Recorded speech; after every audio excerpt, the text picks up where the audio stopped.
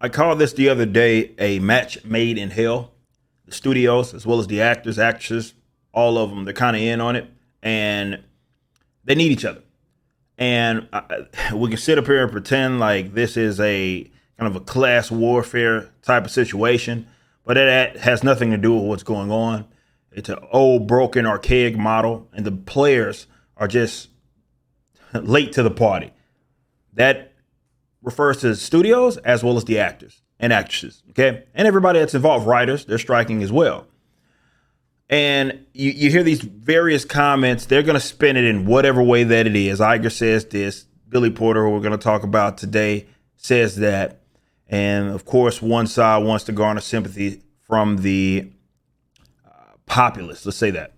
When truly, I, again, think that they need and deserve each other because they're both pieces of crap as far as I'm concerned, as far as both dominating parties.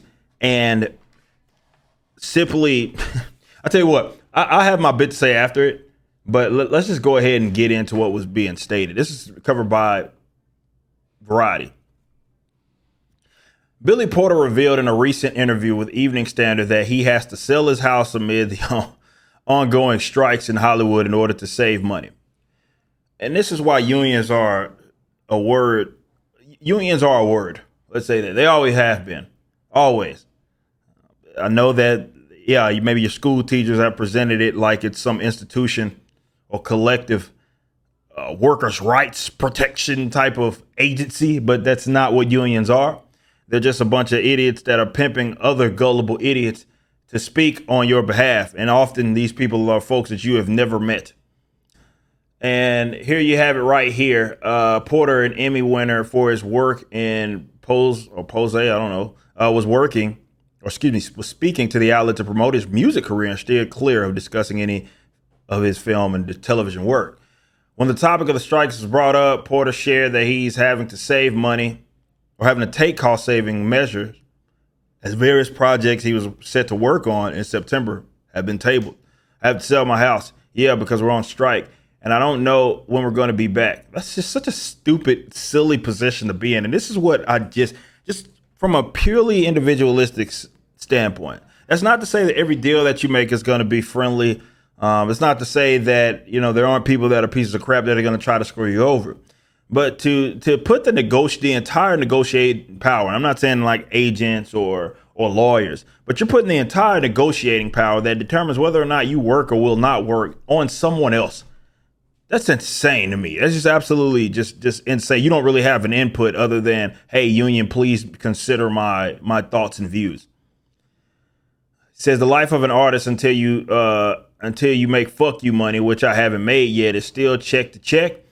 I was supposed to be in a new movie on a new television show starting in September. None of that is happening. So to the person who said, we're going to starve them out until they have to sell their apartments, you've already starved me out. Yeah. So there was some, I can't remember if that person was named or some executive or something. I think maybe it was Variety or Hollywood Reporter that first reported on this.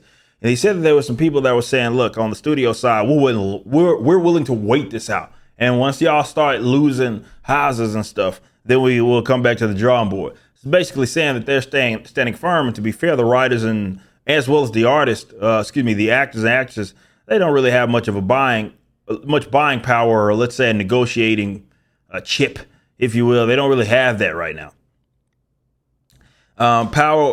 Porter was referring to an article published by Deadline that cited an anonymous Hollywood executive saying the studios will hold out the meeting of WGA again until its members went broke. The actor also said that CEO Bob Iger of Disney said he gave the Sun Valley conference in which he said the WGA as well as SAG-AFTRA strikes, well, that jumped on me, strikers were not being realistic with their demands. In the late 50s, 60s, early 60s, when they structured a way for artists to be compensated properly through residual payments, it allowed for 2% of the working actors, and there are 150,000 people in our union who work consistently. A lot of folks. Then streaming came in. There's no contract for it, and they don't have to be transparent with the numbers. It's not Nielsen ratings anymore. The streaming companies are notoriously opaque with viewership figures. Yes, they are. The business has evolved. Yes, it has. Tells you, again, it's old and archaic. So the contract has to evolve and change, period. To hear Bob Iger say that our demands for living wage are unrealistic living wage. While he makes $78,000 a day, I don't have any words, but fuck you, he says to Iker. That's not useful, so I've kept my mouth shut. I haven't engaged because I'm so enraged. When I go back, I will join the picket lines. So he's upset because really of his own doing. And I don't know if it's because of coercion or more extortive measures, which is what happens with these unions in the industry that they work in, where everybody's extorting everybody. You can't get this role or hire for this gig unless you're part of this union, right? So it's almost they're kind of setting these rules on themselves, and then they have to abide by it. But Billy Porter doesn't even understand why he's mad, because he's really upset that he can't get paid because there is a movie or shows that he's supposed to be working on, and they have been shelved because of the strike. So you're actually upset with the strike more than anything. And these guys have a complete inability there's no self-awareness there. And this is why I say they deserve each other, because I look at that setup, much like I've seen with the music industry, much like I've seen with the comic book industry, where I say none of this shit makes any sense. None of I know everybody does it. I get it. Everybody's doing this thing, right? And then in this case is being a part of a union. But none of this makes any sense whatsoever. And the person that benefits the least from it would be the actual individual, okay? Because they're not the ones making this. I just can't imagine being part of something where it's like, I want to work, I'm able-bodied, I'm ready to work. I'm actually even mildly okay with the things that have already been negotiated. However, but because I'm part of this other massive organization or group of people, and they've determined that this is what we're going to do and this is our plan of action, I can't work. And therefore, I'm having to sell my house. To me, that's just insanity. But you know, when you don't actually point the finger at the right folks, this is what happens. It's a match made in hell. The studios, yeah, they may be screwing over everybody there. And also, two things can be true. They can be screwing people over. It can be unrealistic demands on both sides. I've said this a million times. If all these actors, actresses, and writers have all the damn answers, I don't know why y'all aren't pulling y'all's resources to create your own damn studios. Y'all don't need unions. Y'all don't need these massive studios. Means have been long decentralized, but that's not what this is about. I'm gonna keep it 100 with you. This is what this is about from their perspective. The money, the guys that hold all the money, the guys that can afford to take losses, the guys that put forth the change initially. They take the risk.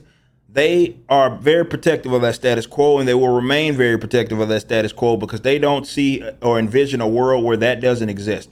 So they need that Hollywood structure to still exist, even though they are griping and complaining about it, because who knows what the hell it looks like on the other side. Okay, that's all this is. It's all this ever has been. This is not a one side as, let's say, I'm not going to say they're equal because they're not. There's no such thing.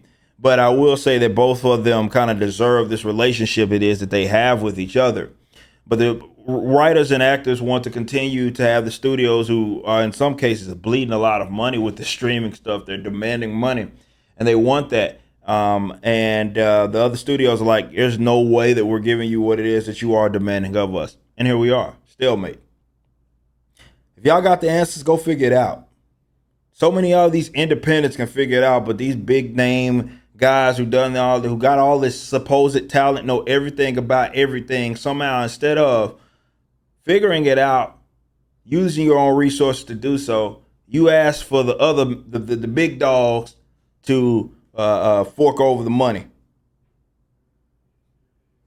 I don't know. Maybe they don't actually have a problem with what's going on. It's just a big ass charade. If you like this video and want to get into a new comic book universe, visit Rippaverse.com. Our first campaign for iSum 1 hit $3.7 million, and the pre-order campaign for iSum 2 is currently live. So go check it out and watch the official launch trailer, which is the first animation of Rippaverse Studios.